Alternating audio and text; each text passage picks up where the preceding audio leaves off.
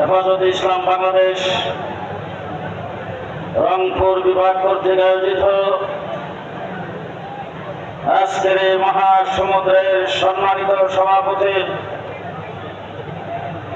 মঞ্চে উপবিষ্ট হেফাজতে ইসলাম বাংলাদেশের সংগ্রামী মহাসচিব, সংগ্রামী নায়েব আমির বৃন্দ, সংগ্রামী যুগ্ম মহাসচিব বৃন্দ, কেন্দ্রীয় স্থানীয় নেতৃবৃন্দ, সমবেত সাথী ও বন্ধুগণ, গত 16 বছর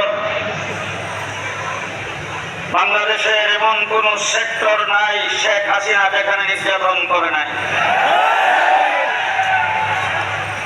বাংলাদেশের কোন মসজিদের ইমামের মেহরাব নিরাপদ ছিল না,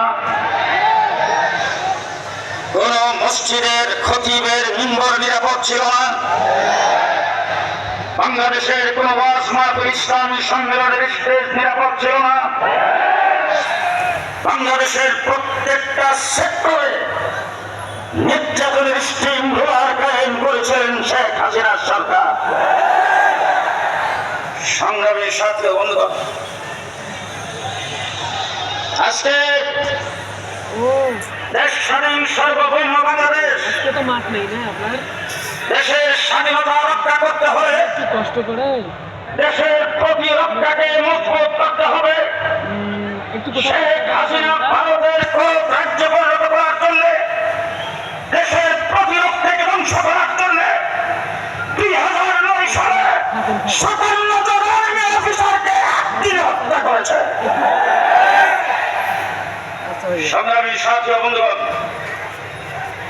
2013 সালে আল্লামা আহমদ শফীর নেতৃত্বে আমরা শাপলা চত্বরে কেন দিয়েছিলাম? এই দেশের কোন সরকারকে ক্ষমতায় বসাইবার জন্য আমরা যাই নাই, কাউকে ক্ষমতার থেকে নামাইবার জন্য যাই নাই। আমরা শাপলা চত্বরে গিয়েছিলাম আল্লাহর নবীর ইজ্জত রক্ষার জন্য।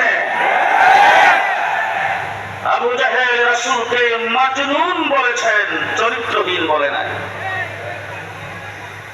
আবু জাহেল রাসূলকে পাগল বলেছেন, কিন্তু মৃত্যু বলতে পারে নাই। বাংলাদেশের বাংলা ভাষা ব্যবহার করে বাংলাদেশের বলকেরা আল্লাহর নবীকে চরিত্রহীন বলেছেন, পাগল বলেছেন, মৃত্যু বলেছেন। আমরা তার বিচারের দাবিতে শাপলা চত্বরে সেখানে গিয়েছিলাম। শাহবাগে নাস্তিকার মুরতাদরা একত্রিত হয়ে যুদ্ধাপরাধীদের বিচারের দাবিতে রাত্রদিন 24 ঘন্টা সেখানে মাসের পর মাস এমন কোন রাজনৈতিক কার্যক্রম নাই যেটা তারা করে নাই। সেই জায়গার ভিতরে মাসের পর মাস সেখানে নারী পুরুষ একত্রিত হয়ে রাত্র যাপন করতে পারলো। এক রাত্র শাপলা চত্বরে আমরা থাকতে পারলাম না।